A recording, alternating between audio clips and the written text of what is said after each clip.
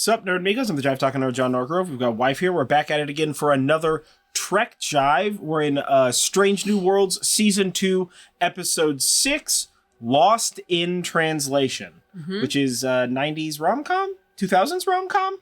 Isn't Lost in Translation a rom-com? I don't know. I'm pretty sure Lost it's in a Bill Translation. Murray movie. But I don't know if it's a rom-com, and I've probably seen it.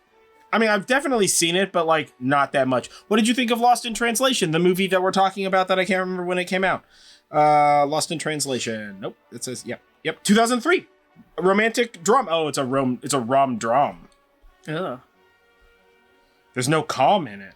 Well, anyway, enough of that. Thank you for joining us. Don't There forget to was like this rom, video. there was drum, and there was comedy in this episode. There was all We're tying it back in. It was all of those tying things. It back in. So don't forget to like this video, comment below, share, subscribe, ring the bell, blow up a space station, do all the things that we're demanding that you do, because the voices in our head told us to. So, spoiler-free, quickie style review.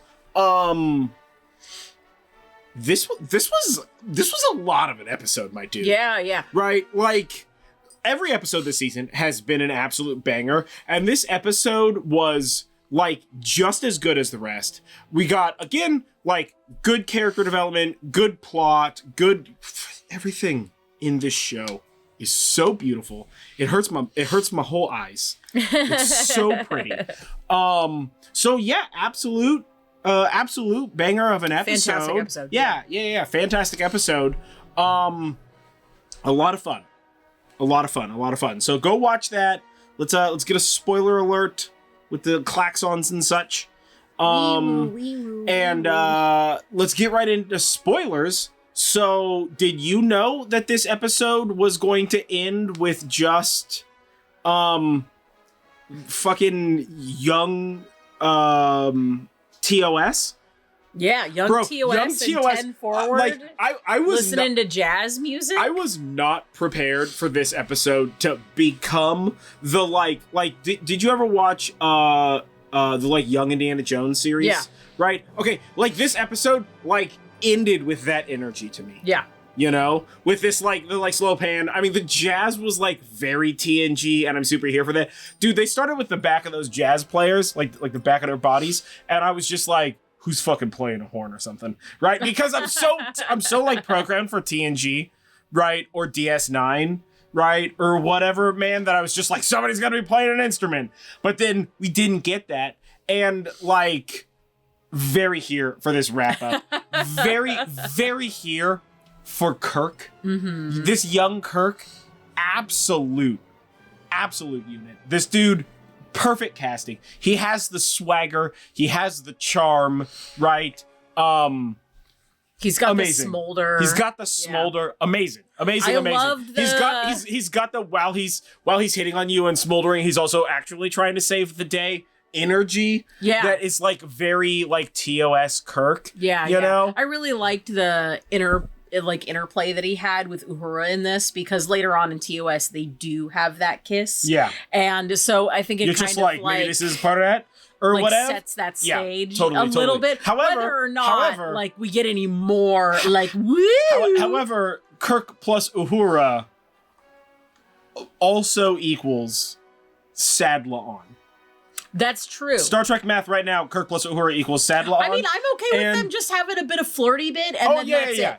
Done. Yeah. And I don't think we're gonna get more than just a flirty thing by the by, but La'an was so awkward. It was so awkward. This episode, every time La'an was on screen, all of my skin crawl. Boy. Right? I'm just like, oh no, so sad. Oh, I'm just either tell him or talk about something else. Oh my god, don't do this to either of you. It's rough. Don't do this to yourself, girl. You deserve better. Also, just tell Kirk. He seems pretty accepting of a bunch of shit, just loose, no evidence. Just what is this, pretty girl saying some stuff? I'm in. Let's punch an alien. This woman says blow up this giant refinery that we've been trying to get fixed. Sure, do it. Not even a hesitation. Yeah.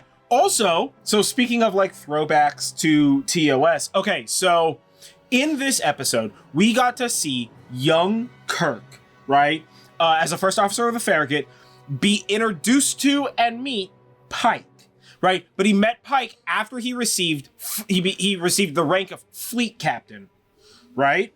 Okay, which means that he's in charge of like multiple vessels. That's fleet captain. And he's got a beautiful new badge about it. What's up? That's gangster. StarTrek.com. Maybe put that shit on your store. Because I want one.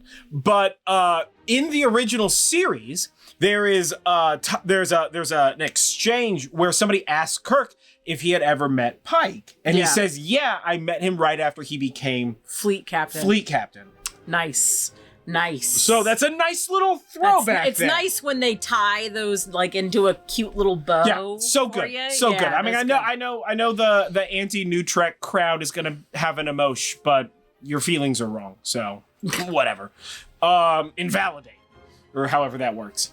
So that was like a fun little thing. I saw a tweet about that today, and I was like, oh, that's nice that they did that. Like, that's fun. Yeah. But it was that ending was so fire for me. Like I know where I'm kind of putting cart before the horse on this one, but like the ending was definitely like for me the best bit. Was this just like the three of them sitting around, slow camera pan? I'm not gonna lie though, that camera pan exactly slow enough for me to doubt that they were gonna show La'an, fear that they were gonna show La'an, be sad for La'an, and then fear that they weren't gonna show La'an, and then the doors just closed and they didn't show La'an, which was pretty relieving, to be honest with you. Yeah. But that was a long camera pan. I was just like, why are you toying with my emotions like this? What did I do to you? Yeah. I thought we were friends. Yeah. So that was like a whole roller coaster of emotions in a camera pan, right? But it's like, so like the meat and potatoes of the story, you know what? Very TNG. For all of the TOS reference in this episode was like straight out of 4th season Next Gen. You know what I mean? Yeah, this felt kind of like a good sort of almost interlude. We got a lot of like personal development, but actually I was thinking about this after the episode ended, like we've actually gotten a lot of like character development in every single episode. It's just that we're getting a different character development in each episode, and this one happens to be Uhura that we're getting the character development about. So that was really kind of cool. It's nice because we're getting to like learn a little bit more about them. It makes us care more about them too. We're filling in the crew. We're filling in their personalities. It's also doing the double duty of like, hey, here's all this crew. And like, you know that they make it for a while. And like, you know that like, you know, these guys are dope and whatever. Here's a bunch of backstory and fun. But also, you know, in each episode, we're just going to say the word Gorn once. Somebody's going to be walking down the hallway and just be like, Gorn! And then keep walking and you're like, oh, yeah, I forgot about that shit's on the horizon. So I am prepared to see like a bunch of fuck shit. Yeah. When the Gorn inevitably show up, and we know they're going to, right? Like, obviously. You know, but whether or not we're just getting blue ball the whole season. Yeah, I was gonna say it could just be like season finale, but that's an asshole move. That's exactly what I would expect. Yeah, that's an asshole move. Yeah. So we've got that kind of looming on the horizon, and this was like, oh, we're gonna build this refueling station so we can explore frontiers more finally or whatever. But also, Gorn were declared. Yeah. You know, I love the zombie halluce. Oh, right? Yeah. Very sad. In general about the whole situation, right? Yeah. With Hemmer. But zombie Hemmer was pretty tight. Was pretty cool. And I want to be real with you, for a little bit, I was like a little hopeful that we were gonna maybe get a zombie Star Trek episode, and I'm very here for that. Right? Like, I don't know how you do it, medical mystery, but what's up? Everybody love a good zombie. So I was just like, are we gonna get zombies for like a second? But then, like, obviously, no. It was just like zombies. As soon as the sound started happening, I was like, that sounds like words. It's word sound, yeah. That sounds like speech.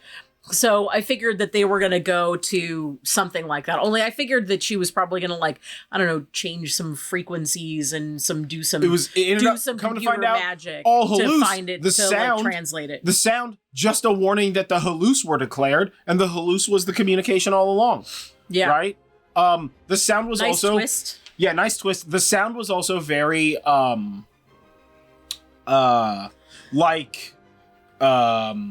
what's that, Transformers, like Unicron or whatever. It's very it's like, very like yeah. I was just like, are we gonna find Transformers? Because I think there are a few crossover comics between the Transformers and Star Trek. I'm like pretty sure about that. Star Trek crosses over with X-Men in several comics. Star Trek crosses over with Avengers in a few comics. So Star Trek and the Marvel Universe exist in the same... Sort of. I don't think so. I think it's like a partnership deal sort of thing, because I think, and somebody out here will correct me if I'm wrong, I think IDW publishes... It's like when the Flintstones and the Jetsons did that Christmas special. Yeah. Yeah. Yeah. Right? It's like when Star Wars is in a Smash Bros. Game. Sure, yeah. You know? Exactly. It's like that. It's like that kind of thing. I mean, that's that's sort of like extreme example like that. Yeah, right? yeah. Lightsabers in Kingdom Hearts sort of a thing. I really liked the moments that we had with Una and, oh my gosh, what's her name? Carol Kane's character. I'm not going to remember it for like a while. That was pretty good, because she's like, Una very clearly wants things to be by the book, as we've learned earlier this season. Yeah. And Carol Kane's character is definitely a space hippie. Yeah. I loved that. That was fantastic. You're all disheveled. There are crumbs on your uniform. When did you have time to eat? Like that.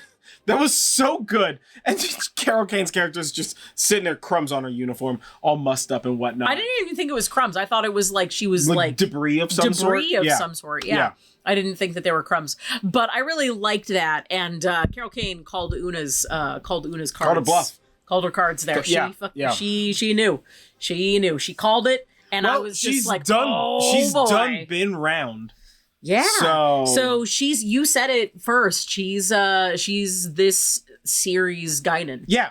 She's Strange New Worlds Guinan. She's this series magical person. Yeah. She's Strange New Worlds Guinan. She's I guess the Guinan equivalent for Voyager would have been Neelix. Absolutely. Neelix. I'm trying to think, who would the Guinan equivalent for DS9 be? Was it the Ferengi guy that ran the bar? No. I feel like he was so up in shenanigans that he's more like the Q of DS9. Right? He's like TNG Q for DS9, but like whatever, that's its own thing. What do you think? Who do you think is the Guinan equivalent for DS9? That's an interesting one. It's an interesting one. Yeah, I don't know. That is a tough one. Yeah, for Enterprise it would have been Phlox, Dr. Phlox. It would be the second in command for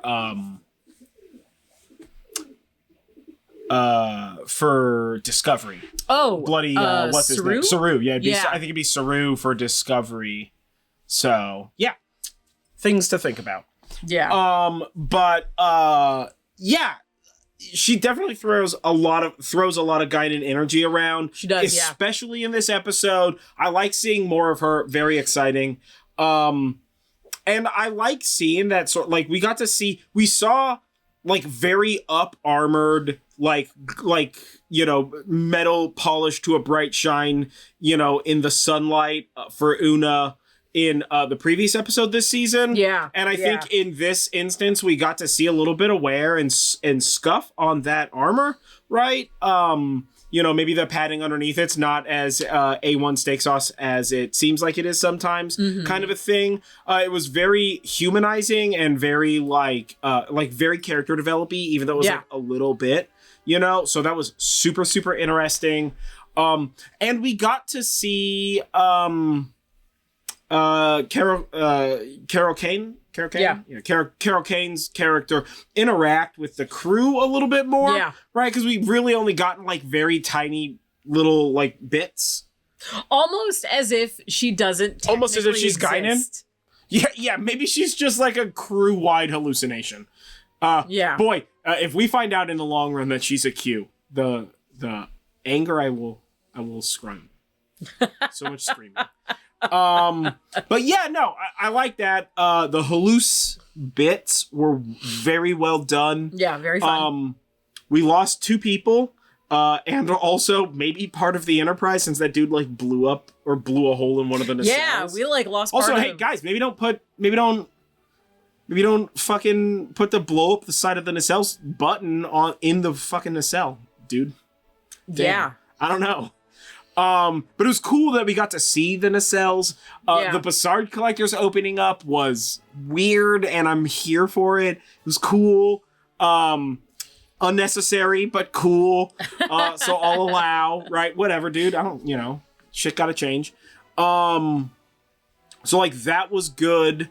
And this station that was supposed to be collecting all the deuterium was very cool looking. Yeah. Very throwback to the DS9 subspace sails, like wooden warp capable ship from the Bajorans, like that ancient Bajoran ship or whatever. So like I was very here for that vibe. It was also sort of reminiscent of the sail ship from Star Trek Insurrection, I think is the movie that's from, with the stretchy face people. Mm-hmm. But this looked way cooler than that.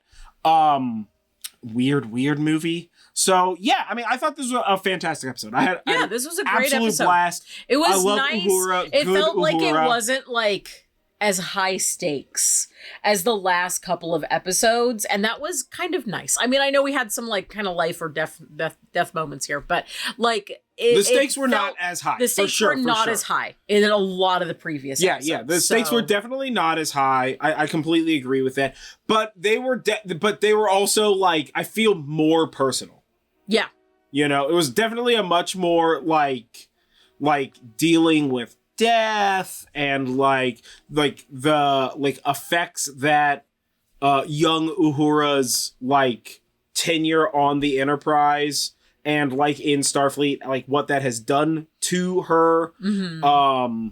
And we got to see, I mean, like I think for me the standout in this episode is young Kirk. Absolutely. Young Kirk, just so good. Right? He played off La'an fantastically. He played off Uhura fantastically. Mm-hmm. He still kind of had that like swag. Yeah. Oh my God. And we didn't even talk about Kirk and his brother. These two having sibling fights. This little sibling rivalry is so fucking good. Also, what kind of skeleton was that on that table? Yeah, what was the skeleton when you first see them in Kirk's lab? The xenobiology lab? There's like on the left-hand side of the table, there's like half a snake, half a fish, half an alligator sort of looking skeleton. So what's going on with that, Skelly, bro? Yeah. But yeah, I love all of the back and forth, like the immediate jabs and like little bits back and forth. I love when Kirk's just like standing there and his brother's looking down at him, and it's like this camera's just going back and forth, and Uhura's like, I should not be here right now, and he's just like, you're not gonna apologize to me, and Kirk's like, apologize for what? He like immediately loses his chill, right? Absolutely very fantastic. Fun, very fun. Yeah, very, very good, very good. I really love the actor who plays his older brother. Yeah, and I love that. I love that little dig when he's just like, well, fine. I like finishes his drink and puts it down on the table and walks away. And then Spock comes up and he's just like, oh, he's annoying, isn't he? And like cleans his glass again. Yeah. That shit is still affecting Spock. I love that. That is the like little things that I am so here for, that this show does such a banger job Small with. Little attention. There's like little attention to detail sort of stuff. So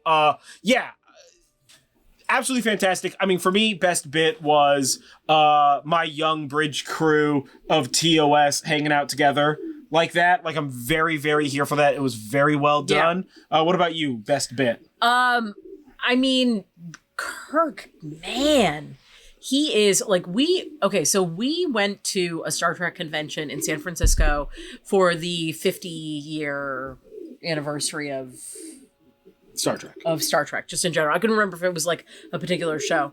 And when we did it, we got like this signature package where we had like a bunch of the stars sign things. And one of the stars there was William Shatner. And I will always remember what it felt like to stand in front of William Shatner. And he's like an old guy. And I was just, doing a signature. It's a line of people getting signatures. But William Shatner... It's like when he gives every person the zhuzh. He's when he looked at me, I was like butterflies. Yeah. But I have never ever had a crush on William Shatner like as Kirk. He totally, has never 100%. been. He's never been my type at all. Yeah. But this Kirk, he's here. He's here for it. Yeah. He's a cute petite, bro. When he's like smoldering at Uhura, I'm just like, where is my fan? Yeah. And Uhura's just like, I don't need a friend, and then leaves, and then he just has to smolder into the void.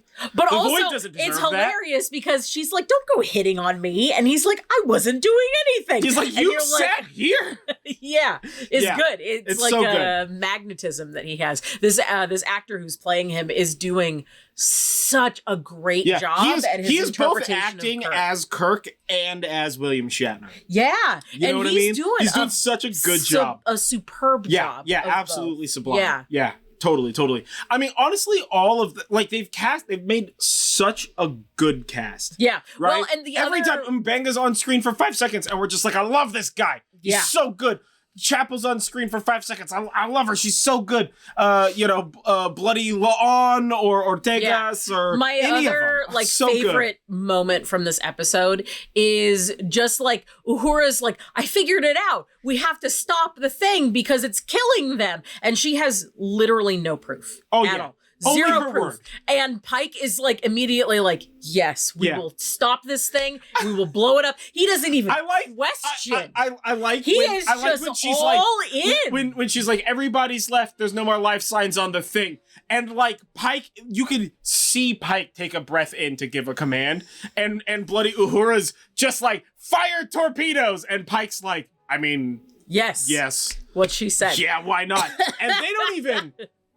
Let me tell you, I think maybe Laon fired an emotional amount of torpedoes, right? Yeah. Because I feel like 1 or 2 torpedoes would have blown up that space station exactly as efficiently as bloody 10 like or whatever. 8 or they're just like cha-cha-cha-cha-cha-cha, and you're like, all right. I mean, I think 6 of those were emotion torpedoes, but that's all right. It's fine. Yeah. Just I super loved that. Like, it's the bold confidence of command believing the lower ranked officers. Yeah, it's crazy to think that your boss might trust your opinion on a thing when you're the expert in that thing. So, yeah. Okay, brief interruption to your standard thing. We finished recording, but I remembered a fact after the fact that I saw. So I saw this tweet from last week. So, Melissa Navia plays Ortegas, right? Erica Ortegas, the pilot. Okay, so last week, right before the SAG-AFTRA strike began, so like right before this, and before they were doing no more promotion and any of that kind of stuff, stand with the strikers, guys. Fuck the studios. Don't be a scab. Don't lick billionaire boots. My God, it's bonkers that we have to explain this. It's not the thing that I'm talking about. It's not why I'm here. So she made a tweet about this episode, knowing that she wouldn't be able to say anything about this episode because of the strike. Yeah. Okay. So the nebula in this episode that they are trying to harvest deuterium from is called Bannon's Nebula. Okay. The nebula was named in honor of Brian Bannon, her late partner, who spontaneously passed away last year, I believe. Yeah, at like the 2 years ago, at the very end of 2021. Was when she tweeted about her partner passing away. So that was the name of the nebula was in honor of her late partner. Oh, so yeah, I remember seeing that last week, but it was like a whole week ago, and I was trying to remember exactly all the details, so I had to find the tweets about it. So yeah, it's super adorable, and it's more proof that Strange New Worlds is the best show. My God. Okay, so back to the thing that we were talking about whenever I decided to place this clip inside of the other thingy. Anyway, that was a great moment. That was a fantastic moment. Yeah, no, it was so good. It was so good. There were so many little fun, interesting bits. The cookie thing, fantastic, right? Bloody Uhura just like decking Kirk. Yeah. Fantastic. A lot of good moments. Yeah, a lot of good moments. A lot of good moments. But what was your favorite moment? What was your best bit for this episode? So this was Strange New Worlds Season 2, Episode 6, Lost in Translation, not the Bill Murray rom-drom. Although, I would have really loved if Bill Murray was just a background character, like the bartender for Third Shift or something in this episode. That would have fucking shattered my mind. So yeah, either way, I've been John Norgrove. This has been Wife. This has been Trek Jive. Don't forget to like this video and comment and subscribe and do all that crud. And we will catch you guys next time for more Strange New Worlds. What is gonna happen next? Man, I'm trying to think, like, who do we still have to get, like... To get to know? Well, yeah, like, do we have more get to know episodes, or are we prepared to... I mean, I guess... I mean, we haven't had a get to know with Carol Kane, but I feel like they're kind of... I think they're going to dole that out in bits. Yeah, I think that they're trying to go on the mystery route with her a little bit. Yeah, so, we're definitely getting the Guinan treatment on that one. Yeah. So now I'm just like, is the next episode just going to be like... bloody just Gorn 30, Gorn Ferratu. I don't know. Yeah, we're gonna find out. We're gonna find out. So yeah, we'll catch you guys next time. Peace. Fire them torpedoes. Fire torpedoes. Do it.